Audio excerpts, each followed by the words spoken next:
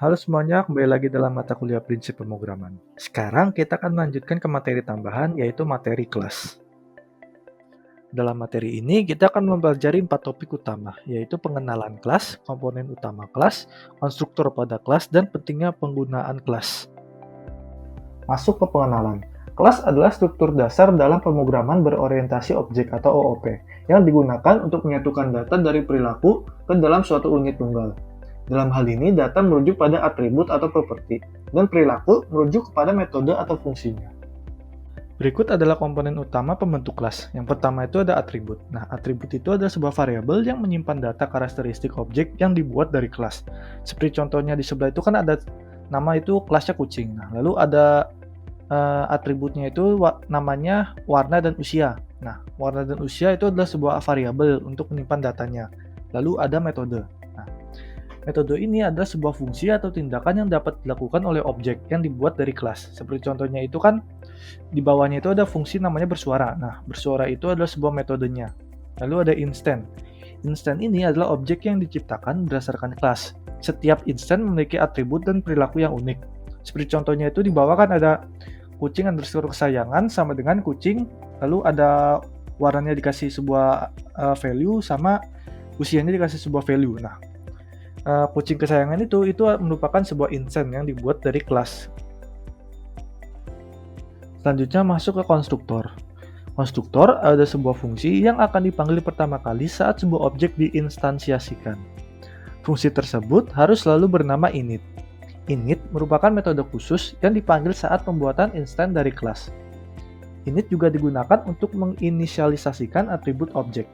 Nah, parameter pertama itu yaitu adalah self. Nah, self ini merujuk pada instan yang sedang dibuat. Self sendiri juga bukan bersifat khusus atau bukan merupakan sebuah kata kunci, melainkan hanya sebuah konvensi umum. Nah, self juga merupakan bagian pertama yang harus ada pada parameter konstruktor dan juga harus ada untuk setiap metode-metode yang ada pada kelas. Kemudian, apa sih pentingnya kelas? Kelas ini bisa berguna sebagai sebuah abstraksi. Abstraksi ini merupakan sebuah konsep yang memungkinkan kita untuk menyembunyikan detail implementasi dan hanya mengekspos fungsionalitas yang relevan. Abstraksi juga membantu dalam menyembunyikan kompleksitas dan menyederhanakan struktur program. Seperti contoh kiri ini, kan ada sebuah operasi untuk mencari sebuah luas persegi panjang. Nah, kalau ini kan kita kan menampilkan semua detail-detailnya, dari panjangnya berapa, lebarnya berapa, nanti luasnya dengan rumusnya seperti apa. Nah, kalau dalam metode kelas abstraksi ini, kita bisa membuat sebuah objek atau kelas dengan nama persegi panjang. Lalu kita inisialisasikan dengan konstruktor, di mana nanti di dalam itu memiliki sebuah atribut bernama panjang dan lebar. Nah, lalu di dalamnya objek tersebut kita bisa membuat sebuah fungsi. Jadi ketika di instance, kita hanya perlu memanggilnya itu ada persegi panjang, lalu kita masukkan angkanya. Dan lalu kita keluarkan fungsinya dengan menuliskan titik hitung luas.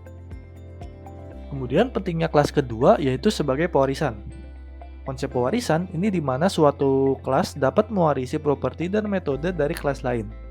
Dalam pewarisan nanti akan membentuk sebuah hierarki kelas. Kelas yang mewarisi disebut subkelas, sementara kelas yang mewariskan disebut superkelas. Seperti contoh di kanan ini kan ada sebuah objek atau kelas dengan nama binatang.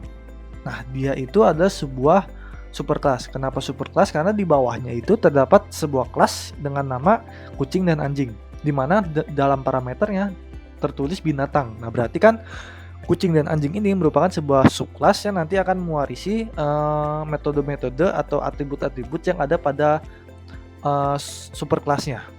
Jadi di bawahnya ini kita bisa memanggil subkelasnya saja. Seperti contoh kucing sama dengan kucing, lalu nama kucingnya plus bersuaranya. Nah, di mana itu kan yang kita panggil itu sebagai subkelas.